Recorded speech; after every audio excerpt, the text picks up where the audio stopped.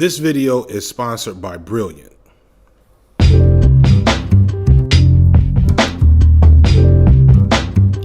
Once again, everybody, I'm here to talk to you about Brilliant, the online STEM learning platform that replaces seminars and lectures and Zoom videos and just generally hearing other people talk as a form of education with interactive hands-on learning opportunities that you can do through your smartphone or on your PC. My phone is pretty much in my hand all the time in 2022, as it has been since 2018 or later.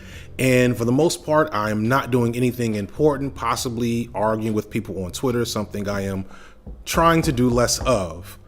But one thing I will be doing more of is taking the opportunity to learn more about STEM concepts in math, technology, physics, maybe even algorithms through Brilliant, a platform that takes pretty complex and hard to decipher concepts and breaks them down into their basic pieces to give you foundational learning that you can use to grow into a bigger understanding of these big brain STEM ideas. And I want to be clear, we're not just talking brain teasers or puzzles or matching games and things like that. We're talking legitimate physics, calculus, trigonometry, and numerous other high-level STEM and math-based concepts that you're usually trying to get from a university system. The key to Brilliant is that they want you to be curious and be interested in attaining new knowledge about these complex areas. And they don't mind if you don't know anything. They don't mind if you think you know everything, and they don't mind how much you fail, which if you've seen my live streams, you understand that that's something I do regularly when it comes to technology. But for 200 people who click the link in the description, you can get all that in your hands for 20% off to start a learning journey that is unlike most things you'll find on the internet. So I want to say thank you so much to Brilliant for sponsoring this video. Thank everyone for watching. Please click the link and support the sponsor and enjoy the rest of the episode.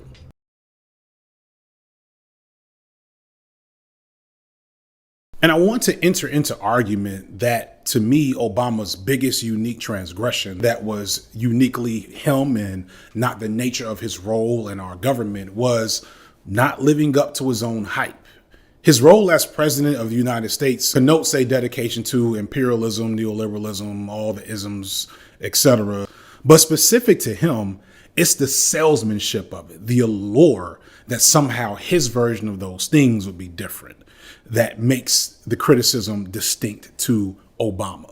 Even today, he still presents as this magical figure. His image still reminds us of a lost good time somehow before all of those isms, when those isms were definitely prevalent in his time in office. Going back to his real family of American mythos, going back to Harvard, Barack always played the middle ground between the more left and radical groups that he kind of resided in and the more conservative forces that he needed support from in order to seek what was truly important to him, which was power and his own personal legacy. Those two extremes should have shown us that the true political allegiance wasn't to any type of radical politics. Obama's allegiance was to power.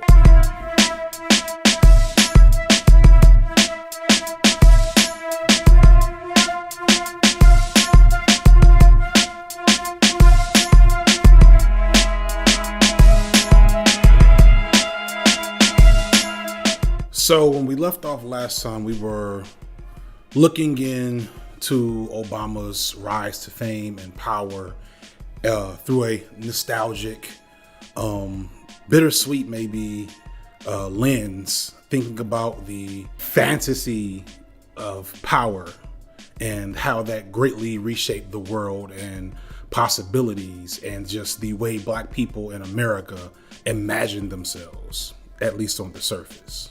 I have no more campaigns to run. My only agenda, I know because I won both of them.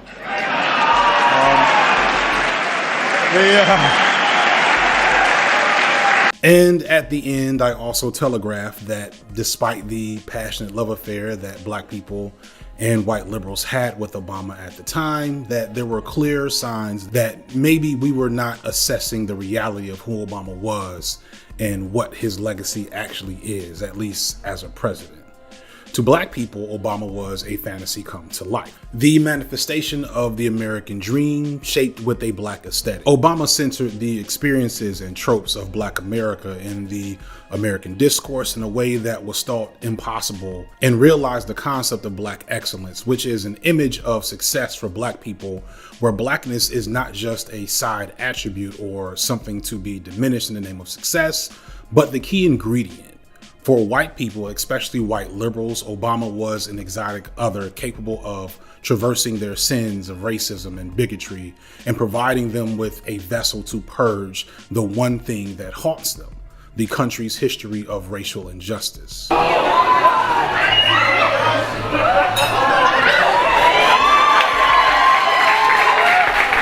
And through this, he would lead the country out of recession and 2 wars he inherited. He, much like John Coffey in The Green Mile, would absorb the sinful history of racism in America, process it, and then release it into the ether, never to be seen and heard from again, allowing a new America to take shape in a new era post-racism. We'll come back to that term in a little bit. Sadly, neither of these things were ever realistic. And I want to enter into argument that Obama's biggest unique transgression that was uniquely him and not the nature of his role in our government was not living up to his own hype. His role as president of the United States connotes a dedication to imperialism, neoliberalism, all the isms, etc., things that I think he telegraphed to us. But specific to him, it's the salesmanship of it, the allure that somehow his version of those things would be different. Even today, he still presents as this magical figure. His image still reminds us of a lost good time somehow before all of those isms, when those isms were definitely prevalent in his time in office, a time before Trump and COVID, before the questionable leadership of his own vice president, even though all of those things are just as relevant now as they were then. But that point belies some things I think we need to really parse out, which is, how fair are we being to Barack and his legacy? Surely on some level, we need to reckon with the fact that we loved him once and not act like we were tricked the whole time. He would give us hope and change in his campaign speeches, sure, but in his debates and interviews, he would very explicitly speak to American imperialism, continuing a war on terror, and a dedication to neoliberal policies. Obama was running around talking about how he admired Ronald Reagan, and he had to be goaded into talking explicitly about race. Going back to his real family of American mythos, going back to Harvard, Barack always played the middle ground between the more left and radical groups that he kind of resided in, and the more conservative forces that he needed support from in order to seek what was truly important to him, which was power and his own personal legacy. It's definitely something that requires more complex, nuanced analysis, but it's also something that I think we need to be careful to explicitly destroy, considering what it means to so many people. And that's kind of what I'm gonna do today. I'm definitely going to dig into, as much as possible within the time allotted, the realities of what Obama's actual legacy was, and again, re-engage with that concept of black excellence and what it really means and why it's a harmful myth in the long run. But I also am going to challenge both you all and myself to not be so reactionary and high and mighty as to act as if those things, those frameworks, those moments in which we fell for the rules, the myth of Obama, were not things that we genuinely wanted at a certain moment, and to also examine why those things were so desirable in the first place. But first, let's get into some things that very clearly aren't Barack Obama's fault, especially this whole post-racial thing, and especially the fallout of the right and conservatives during and definitely after his presidency. Almost immediately after Barack won, you started hearing the term post-racial. I'm not saying that it didn't exist before Barack, but I know it came much more into parlance after he was elected.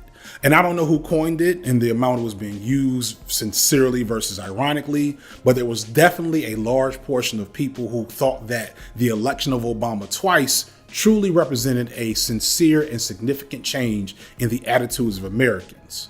While it is still shocking, like right now, that Obama, a black man, was elected twice to be the president of this country, it's also easy to see that this was an instance that critical race theorists might call interest convergence. Interest convergence is essentially when the desires of white power structures happen to meet the needs and desires of black people. In this case, black people wanting and desiring an avatar like Obama for generations, a black man who did not have to answer to or be controlled by the white power structure that most black people were used to seeing as a regular part of their lives. At the same time, the power structure needed a figure who could maintain the course of neoliberal economics while keeping the people from losing faith in a system that was clearly failing under late capitalism and 8 years of George Bush Jr. In a lot of ways, Obama's election set race issues in America back, again, through no fault of his own. Recruitment and activity for hate groups skyrocketed in the first few years he was in office. Public support for race equity work and legislation dropped at the same time. Americans perceived the country to be less racist and thus desired to do less things to address racism because Barack Obama was elected. I saw a few comments in the previous video try to blame this on Obama directly, but that's like blaming global warming on melting ice caps and not fossil fuels. Obama's presidency didn't cause racists to grow from the ether. It spurred already existing racist structures into more significant action in response to a perceived threat. Like anybody who became racist when Obama was elected was already racist, and it was that moment that they had to perceive the power of a racialized black man as greater than their own, that racism had a reason to fully emerge from the surface. The real structure of racism had not changed, and thus it was just readjusting.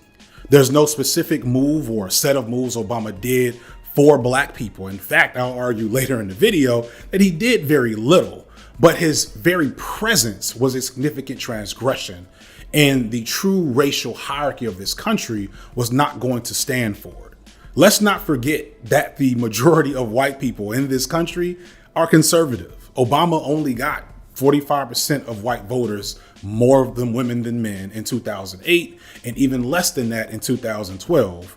Yet somehow, racism was over. Joseph Sienkiewicz started flying some new flags on his Stratford house this week. The U.S. flag, probably obvious reason. Yes, the country's flag, obviously, yeah. And the Nazi flag, why? Well, that I'm flying as a form of political protest against President Obama's policies. It was this response to Obama that supercharged the reactionary and fascist energy in this country, made the possibility of Donald Trump's presidency predictable. Trump was low-key obsessed with Obama and a big figure in the birther movement that was dead set at the time on proving that Obama wasn't born in the U.S., which would automatically disqualify him from ever being president. If they're there. Well, I've been told very recently, Anderson, that the birth certificate is missing. I've been told that it's not there and it doesn't exist. And if that's the case, told you that? That's a big problem. I just heard that 2 days ago from somebody. From your investigators? Or I don't want to say who, but I've been told that the birth certificate is not there, it's missing. But as I pointed out in the last video, that wave got its start in 2008 as Obama rose into power. And at the same time, liberals and a lot of black folks were reveling in the victory and didn't take this growing reactionary movement seriously. And now, almost a decade and a half removed from that time, we are worse off in a lot of ways, and this reactionary fascist movement is showing no signs of going away. That said, Obama doesn't control racism or fascism, nor did he have the power to take direct action against these movements. Even if he had seen them coming, certain political moves may have helped in hindsight, but that's true about anything you look at in hindsight. This current political landscape, the polarization and the obvious fascist overtones, is more about the true nature of this country coming to the surface than anything Barack Obama did. Another major area of critique that greatly tarnishes Obama's legacy is his dedication to neoliberalism. While his warmongering and limited efficacy and other issues kind of falls in line with a lot of what he ran on, Obama's alignment with neoliberalism and especially Wall Street really felt like an overt betrayal of why he was elected.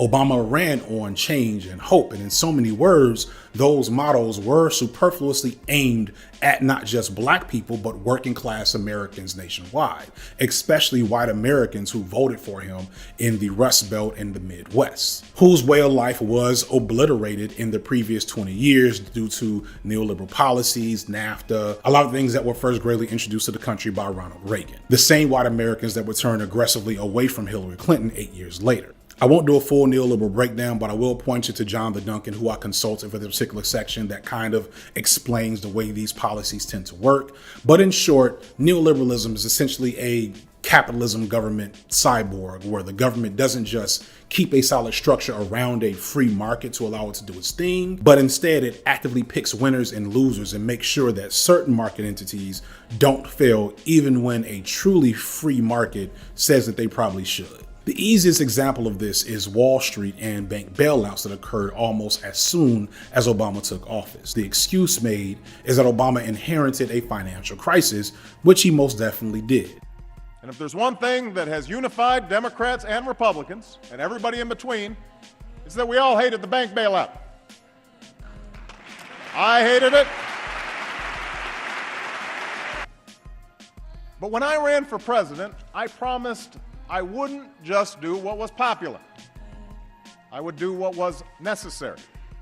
The crisis was caused by neoliberal policies under Clinton and Bush, which deregulated pretty much everything, which created not a free market for capitalism, but a market free of barriers for them to do whatever they wanted, gambling on American livelihoods and losing trillions of dollars in the process, throwing the country into a deep financial depression in the late 2000s when Bush was still in office. A true free market would have said RIP to those businesses and institutions that failed.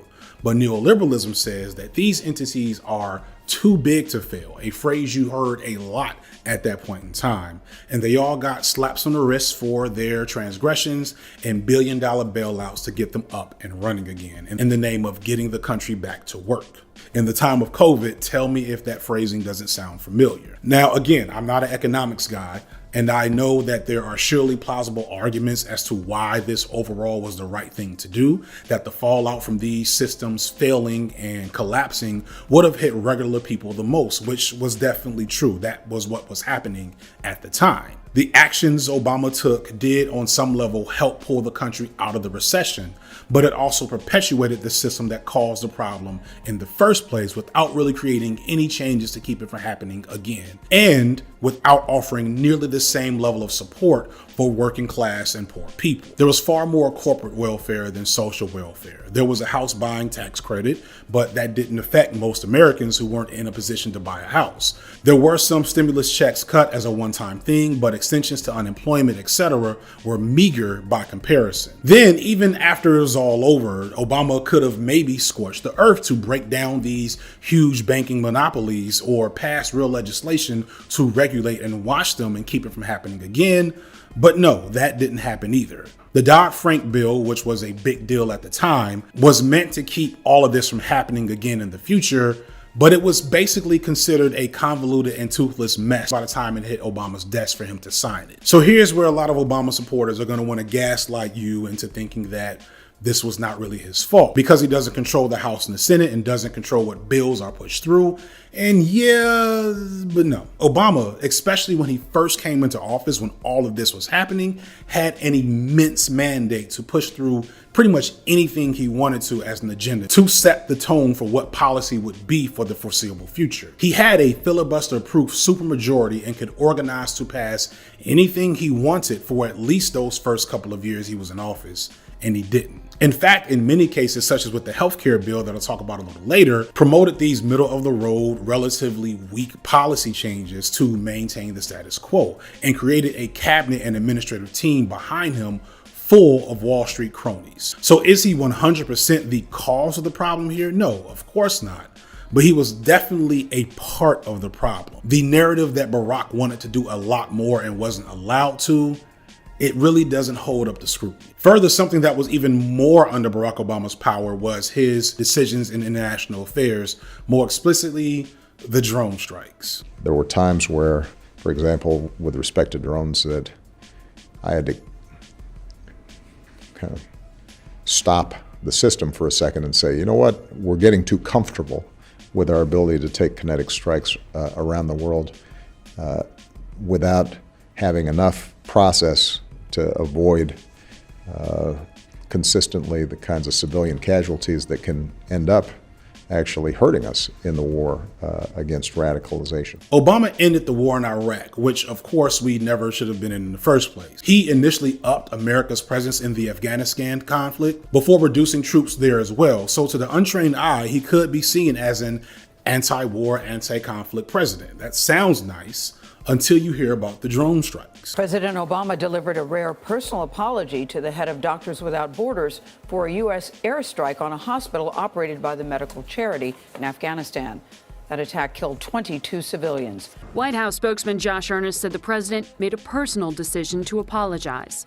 When a mistake occurs, the United States owns up to it, and we vow to get to the bottom of what exactly happened. I won't break down all the details of this because I think both Fab Socialism and Thought Slime have made videos that effectively cover this topic. But needless to say, the escalation of unilateral acts of imperialist violence is not what we thought we signed up for when we were shouting, yes, we can. Under Obama, presumably as a preferred alternative to troops on the ground or black ops programs, the attack drone program grew exponentially. And Obama presided over somewhere between 540 to 590 drone strike attacks against high-level targets in Pakistan, Yemen, Somalia, and probably other places we don't know about. Countries we actually weren't at war with at any time. These were essentially political assassinations of international criminals and terrorists, which on paper doesn't sound so bad, but if you know the real history of the war on terror and America's decades-long efforts of imperialism to control oil-rich Middle Eastern nations, it's not so simple as them being terrorists and criminals. In many ways, they are side effects of our own international agendas. So these strikes killed over 3,700 people, with 300 of them at least being innocent bystanders. And ironically, he won the Nobel Peace Prize in like his first year in office for a reason I still don't understand. And I didn't even understand then.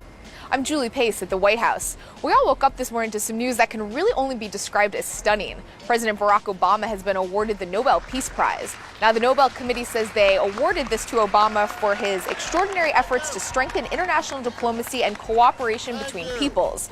Obama becomes the third sitting U.S. president to win the Nobel Peace Prize. But what's particularly shocking to a lot of Nobel observers is he only took office 2 weeks before the deadline to nominate someone for the Nobel Peace Prize. And once again, there's plenty of gaslighting you could do to justify this behavior. It is likely and inevitable that this type of military activity was going to occur under any president as it stands now in America. And these types of things have been occurring worldwide because of America in much shadier and more clandestine ways. This is the nature of leading an imperialist nation. But it's time to unpack that and move away from the callousness of that belief system. And really, it's the nature of drone attacks that kind of encapsulates why that's so hard for us here in the States. Drone attacks are so impersonal and without like visual or emotional investment that it makes it easy for us here in this country to not think about what it actually means to the people who are on the other side of those missiles. I can't imagine how it must feel, the fact that without warning, a foreign government can launch a missile at you without even declaring a space a combat zone or declaring war on a nation in the first place.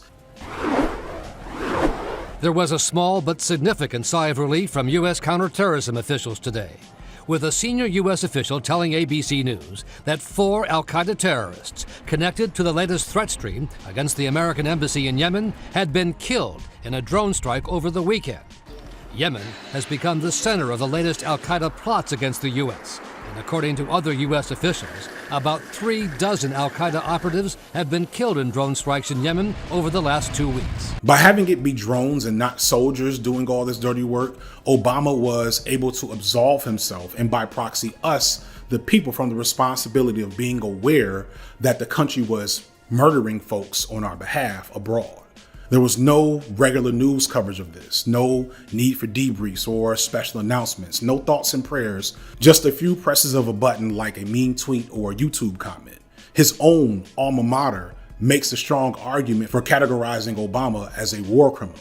Barack Obama presided over the greatest innovation of imperial violence in American history and did little to nothing to slow it down, to the point that when Trump took office, he was on pace to double that number of strikes, with more than 300 just in 2016 to 2018. Families and children died in the name of keeping America safe, and it was barely a blip on our radar, and seldom gets brought up. We should have listened to Lupe Fiasco.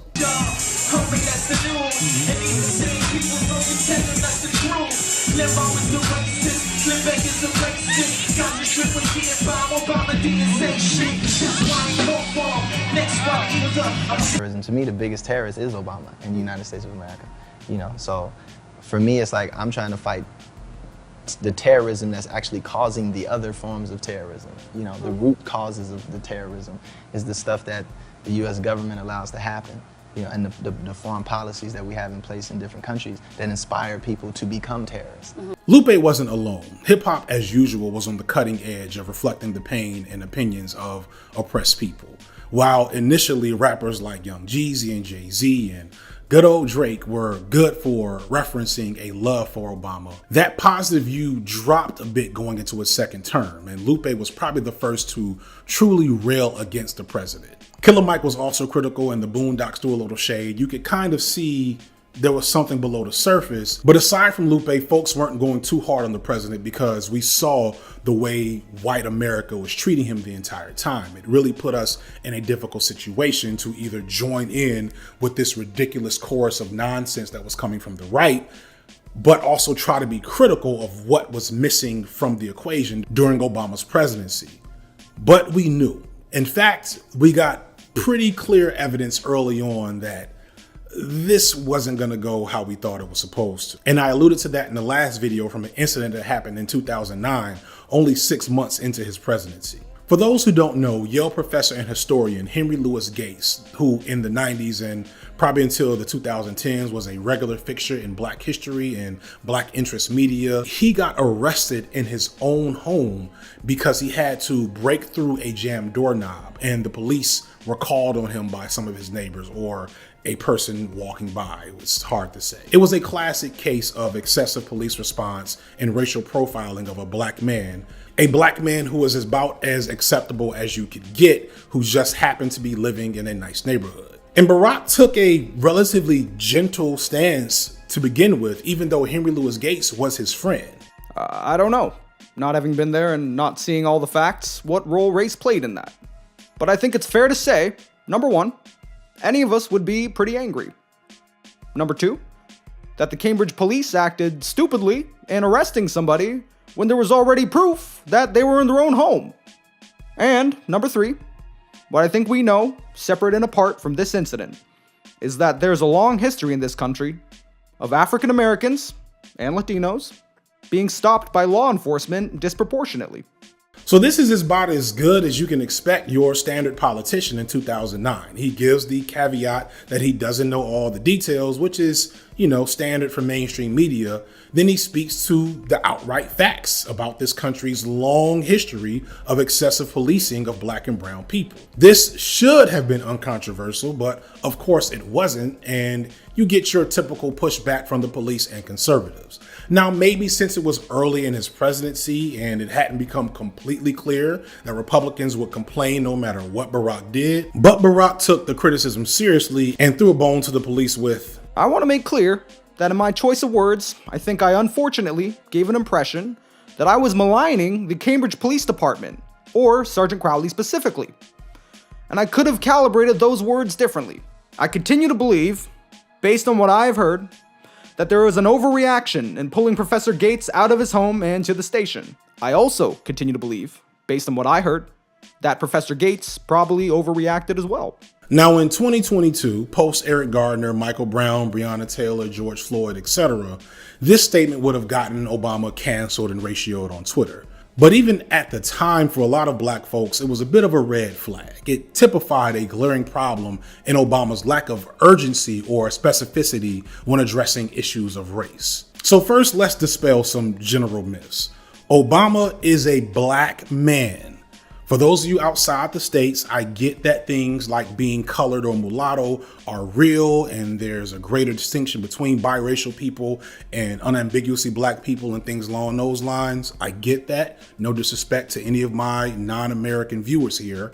But here in America, it's literally black and white. It's pretty binary. And in general, even a half black man with no direct descendants who were slaves will still be regarded by most as a black man. You don't have to be non-FBA or ADOS or whatever other nonsense that Tariq Nasheed is out here co-opting to experience the same type of racism as I do as a regular Negro from Chicago. But I bring this up to say that Obama being biracial or light-skinned or not having a parent who is a descendant from slavery has any real bearing about his failure to address black issues.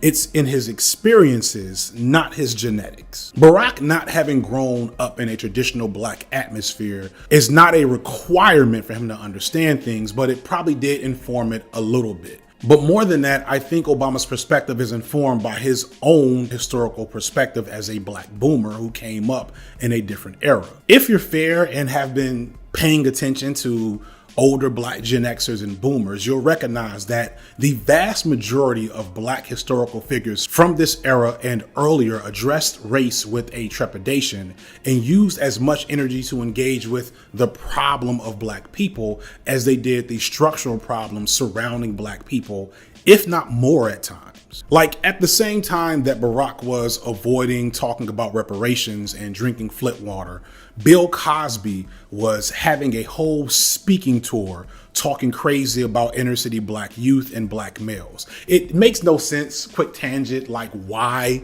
some black men are so loyal to Bill Cosby when Bill Cosby on so many occasions showed an explicit hatred for inner city poor and working class black males, but we'll save that for another video. And the same thing goes for Oprah, who built a school in South Africa, but not anywhere in America. And by her words, didn't because black kids in America only cared about Jordans and iPods or something crazy like that. Al Sharpton had a whole arc of his career built on attacking gangster rap music.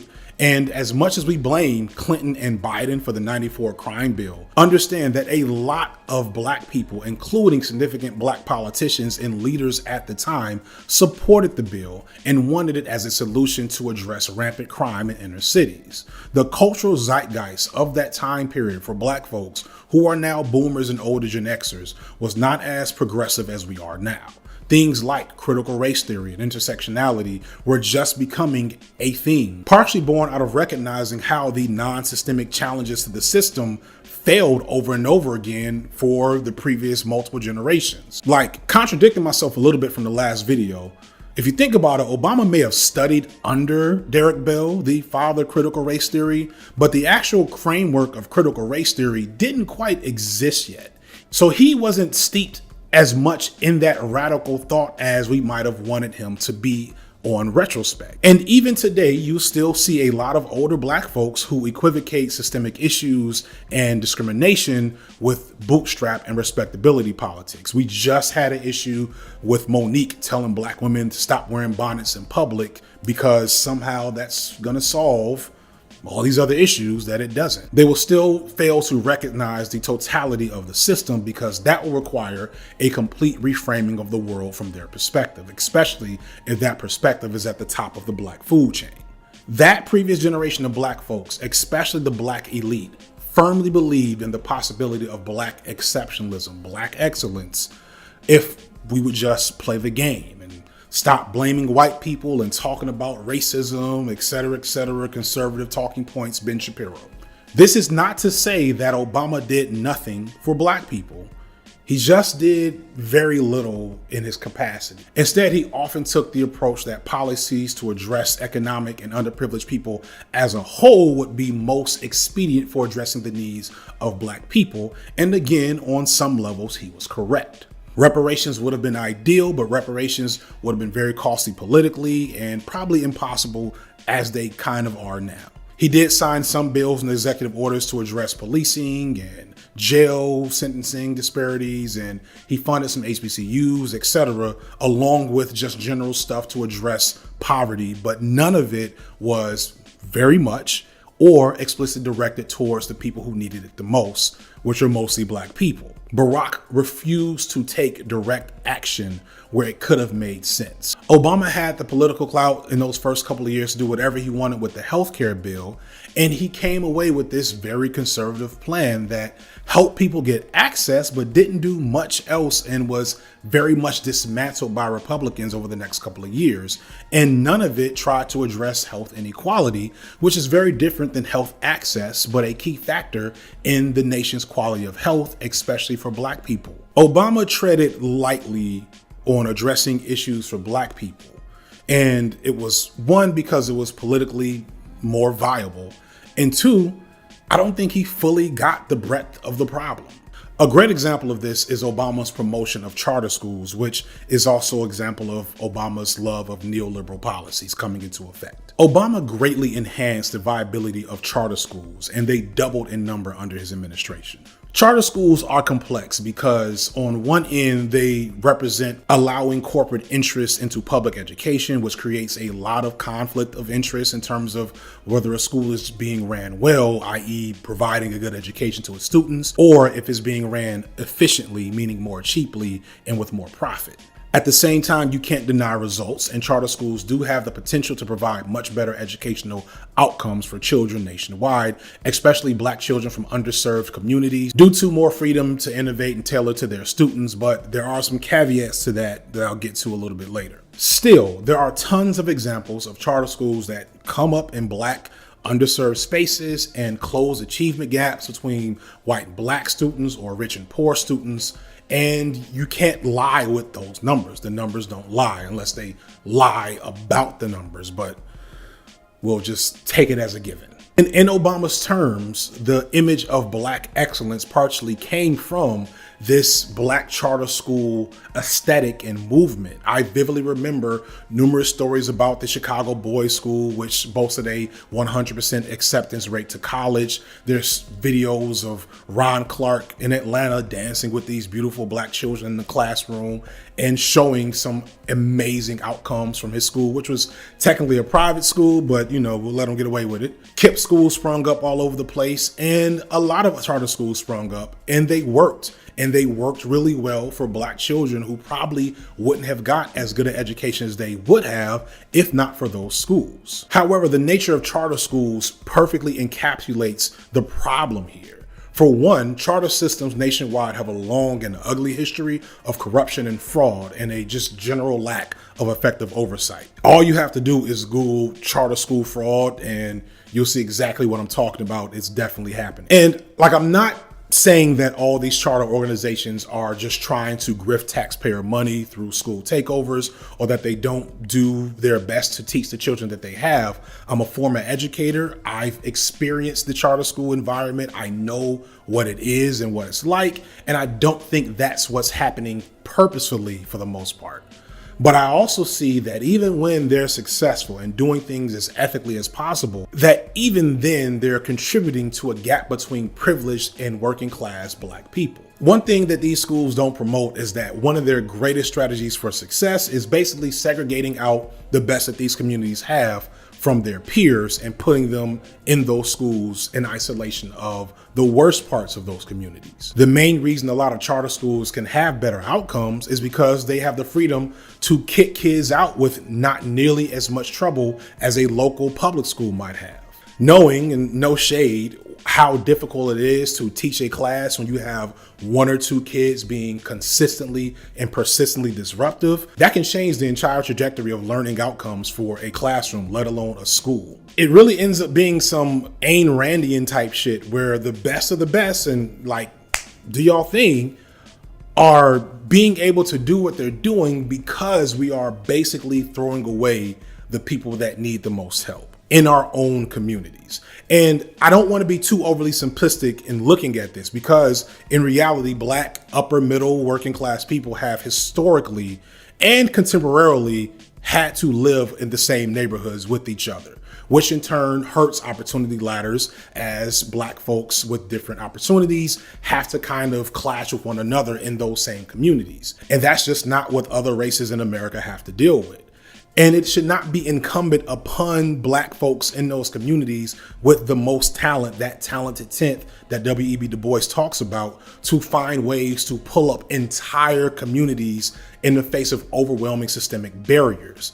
But at the same time, there also shouldn't be such an obvious and acknowledged sense of division and otherness between these different classes of black people in these communities. But too often that definitely is not the case. It's indicative of the interest convergence insidiously baked into Obama's legacy, that by giving us this pristine example of the talented tenth come to fruition, that so many black folks still today don't get how they are playing into systems of oppression for our own people. There are still so many black people speaking the gospel of personal responsibility and still playing into systems of oppression. We still think that the problem with black people is our level of excellence and not the structures around us that require us to be excellent just to access average. There's a phrase that is very common for black youth of middle and upper class backgrounds, and probably just as common with working class black folks, that says that you need to be twice as good to get half as much. How many times have I told you you have to be what? Twice. What? Twice as good. Twice as good as them to get half of what they have. And history shows us this in so many venues is absolutely true, whether it be sports or politics. Barack Obama was a Harvard law educated, incredibly charismatic and intelligent black man. And the president before him was a lifelong C student who either acted like he was an idiot or was a real idiot.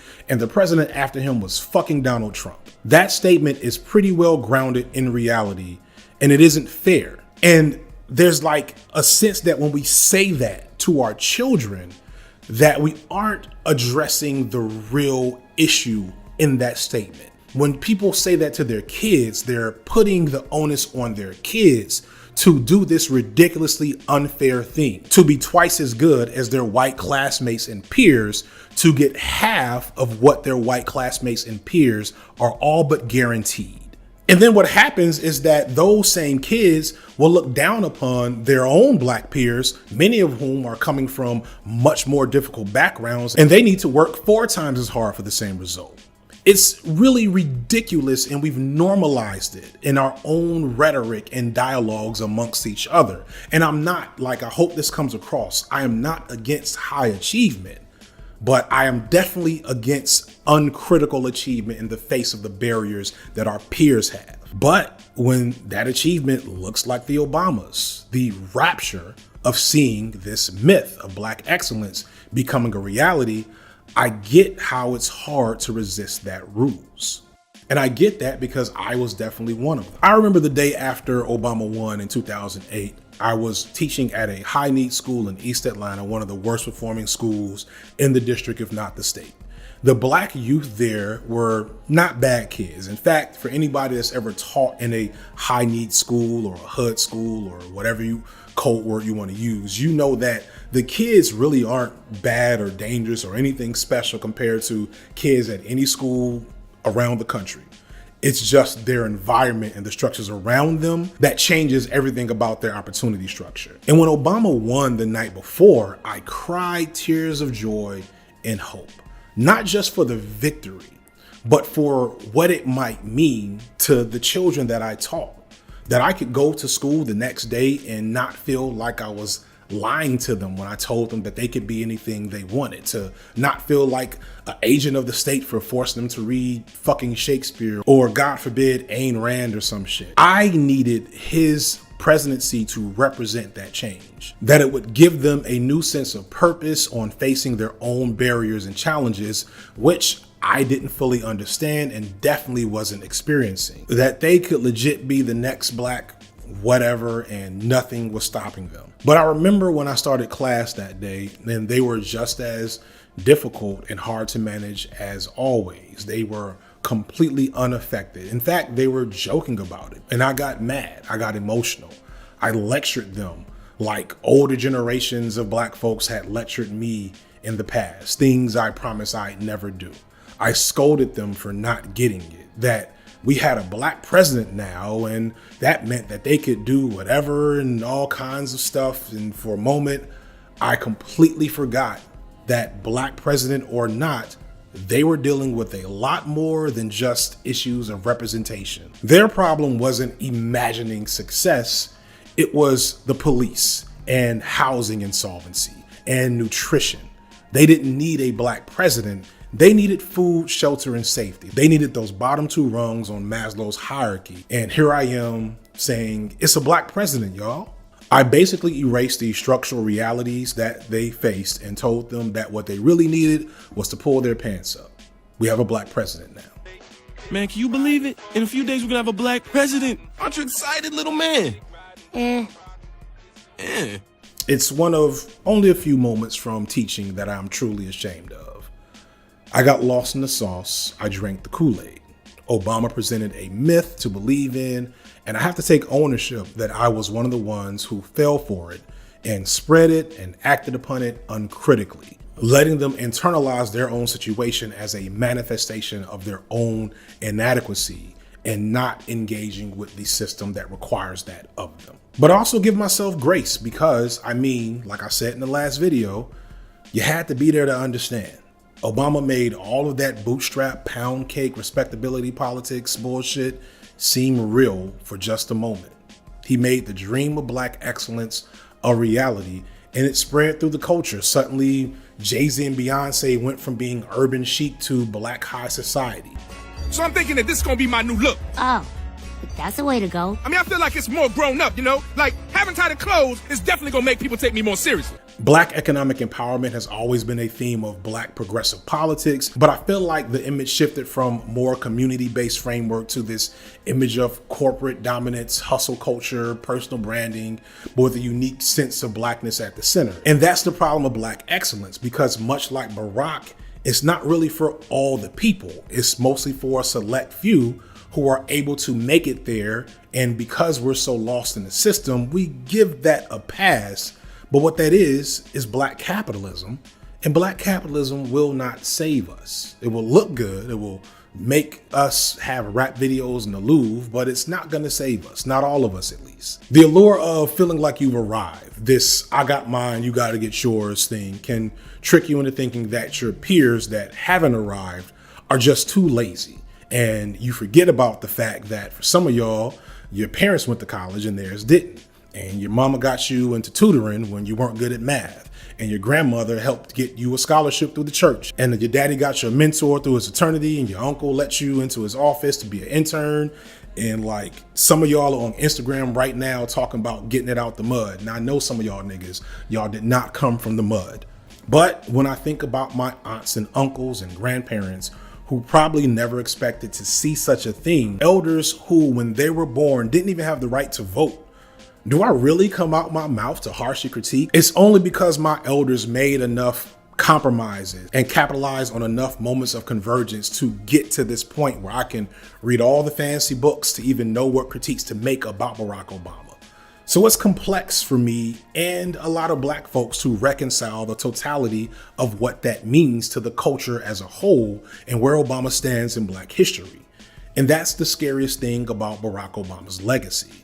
His legacy is attached to us, and it's too complex to just completely reject or completely celebrate uncritically.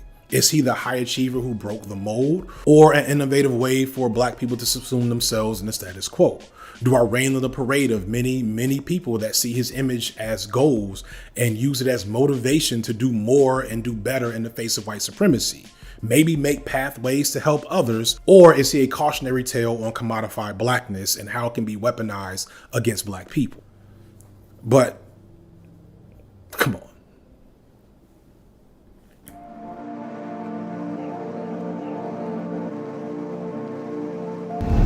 I am filming.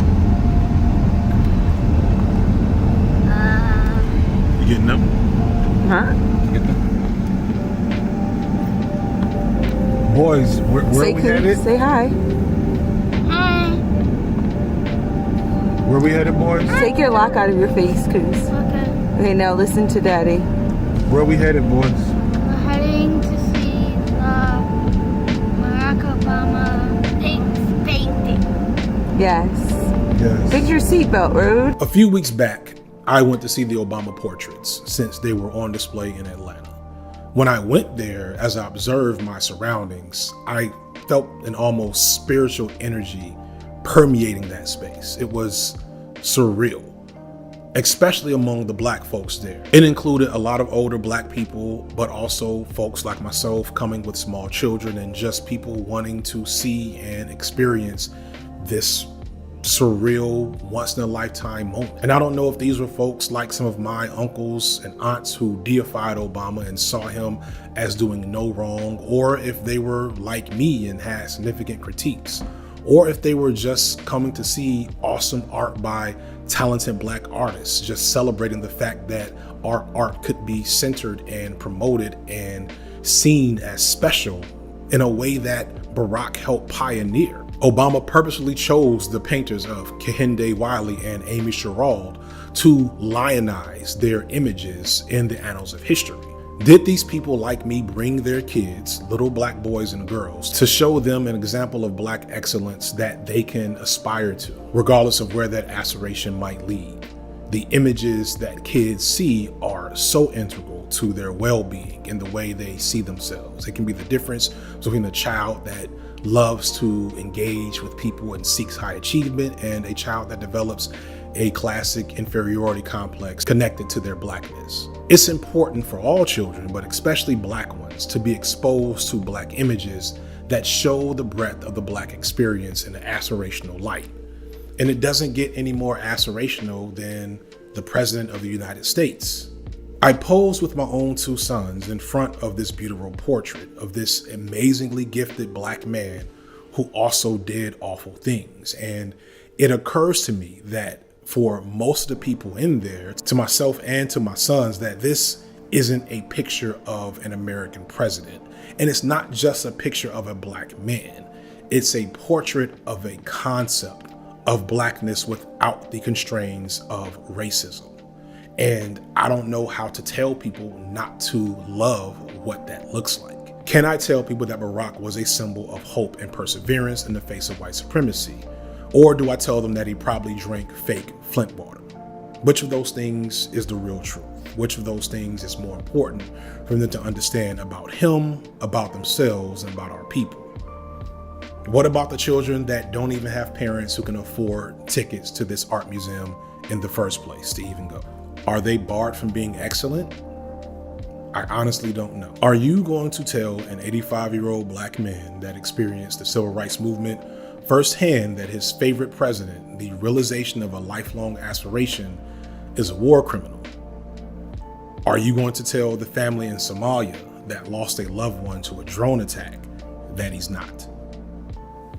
Two things can be true at once. It's a phrase that I need to put on the shirt at this point. I both admire the totality of Obama's image and accomplishments maneuvering white supremacy and recognize the damage that he did and the ways in which his image is weaponized against marginalized black people who aren't as lucky as I was. As I often say, we need to give grace to ourselves and to others as we all work through surviving and thriving in systems that seek to do us harm. Obama being a black icon is not a hill I'm gonna die on, but it's not one I'm gonna knock people off of either. I wish I had a more simple prescription or one that's more satisfying, but complexity and nuance is where the truth lies. So whatever your takeaway from Obama's presidency is, I probably agree. And that's it. That's what we got. Happy belated Black History Month, everybody. Peace. And even his portrait itself is special because every other portrait is just an image of an old white guy in a brown room, and it's, you know, somebody painted it. But Barack Obama decided to find a young black artist to paint his, and his is full of color and it's very vibrant. You'll see it when we get there. And this is kind of symbolic of like what he represented to the culture as a whole, of not hiding the amazing things that black people are doing around the country. Some might call that black excellence. Have y'all heard that phrase?